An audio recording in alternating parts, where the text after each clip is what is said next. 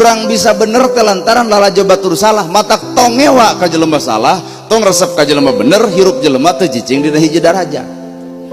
Bapak ibu lalajo kuring dina TikTok jeung di YouTube ayeuna kieu buktina heuh kieu we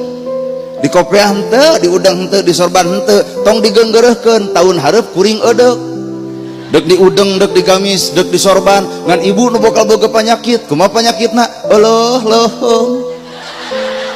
nya. Jadi jelema mah keukeuh tukang ngomentar batur tukang nempo batur sok poho ngomentar awak sorangan ka batur we cekasna teh heueuh lur da yakin atuh teh bakal kitu jeger cager geblus ka masjid diomongkeun leuheung yai ka masjid eureun deui ceuk aing oge kitu. Iya tah cirina jelema nu goreng hate sik-sik melik sulit ati goreng pucus beh dituna belang bayahna merhatikeun wae batur we hirup teh iraha deuk merhatikeun awak